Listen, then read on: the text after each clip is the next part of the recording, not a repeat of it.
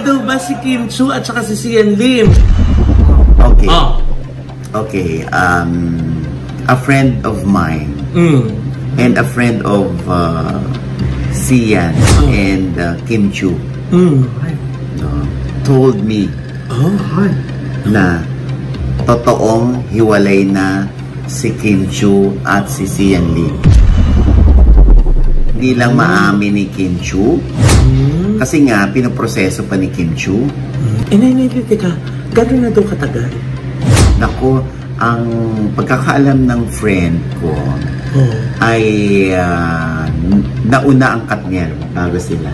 Na naghiwalay? Hindi, nagkabalikan. Naghiwalay, ano? Oo nga. Oo, yun.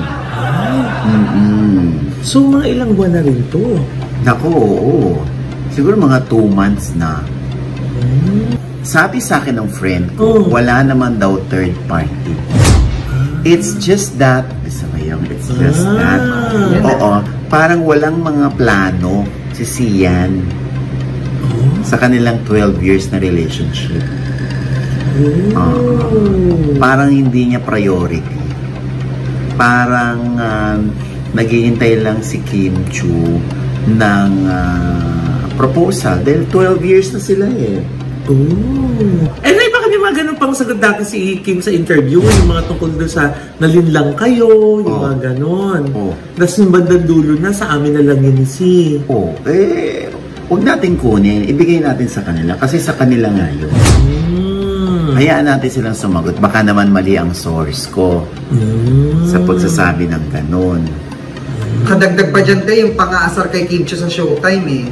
Yun pang isa. So, syempre, parang may idea na rin yung mga kasamahan ni Kim Chiu kung ano talaga yung real score. Diba? Buti tayo ang galing ni Kim Chiu, no? Kaya niyang sumabay, kaya niya makipagbiruan pa rin.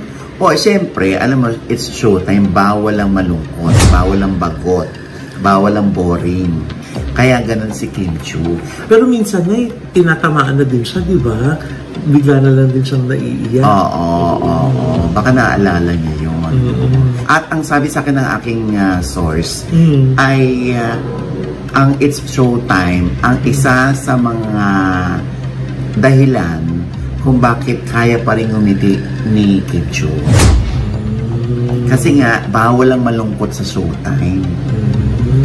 Kaya itong December, huwag na raw tayong ma-shock kung hindi na natin makita si Sian Lim sa vlog ni Kim.